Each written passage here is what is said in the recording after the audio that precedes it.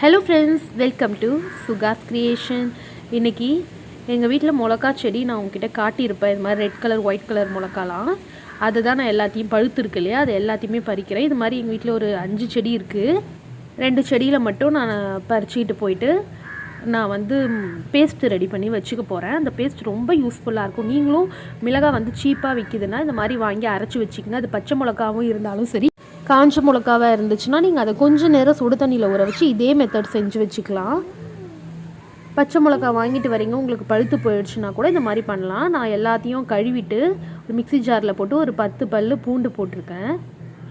லைட்டாக உப்பு, மஞ்சத்தூள், கொஞ்சம் தண்ணி ஊற்றி அரைக்கக்கூடாது, லெமன் ஜூஸ் போட்டு அரைக்கணும். நான் கொஞ்சம் எண்ணெய் ஊற்றிக்கிறேன்.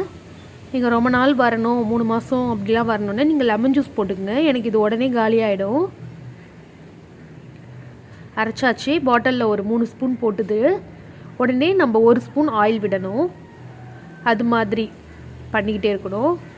3 ஸ்பூன் போட்டு 1 ஸ்பூன் ஆயில், 3 ஸ்பூன் போட்டு 1 ஸ்பூன் ஆயில் சொல்லிவிட்டு ஊற்றி நம்ம அப்படியே எதுவுமே தாளிக்க தேவையில்லை. அப்படியே மூடி நம்ம எடுத்து ஃப்ரிட்ஜில் வச்சுட்டு எப்போ வேணுமோ, என்ன நான்வெஜ் செய்கிறோமோ எதில் ஒன்றாலும் நம்ம 2 ஸ்பூன் எடுத்து போட்டுக்கலாம்.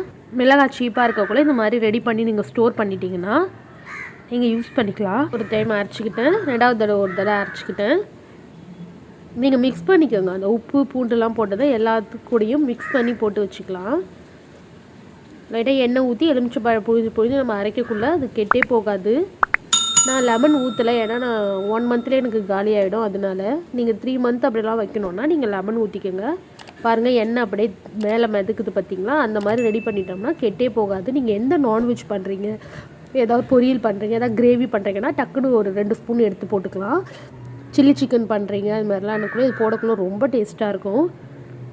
நம்ம மிளகாவை வேஸ்ட் பண்ண தேவையில்லை. இன்னும் கொஞ்சம் இருந்துச்சு, அதை இந்த பாக்ஸில் நான் போட்டு மூடி வைக்கிறேன். இதில் ஆயில் நான் ஊற்றலை, ஏன்னா இது 2 டேஸில் நான் காலி பண்ணிவிடுவேன். அதுக்காக ட்ரை பண்ணி பாருங்கள். இந்த வீடியோ பிடிச்சிருந்தா லைக் பண்ணுங்கள், ஷேர் பண்ணுங்கள், சப்ஸ்கிரைப் பண்ணுங்கள். தேங்க்யூ.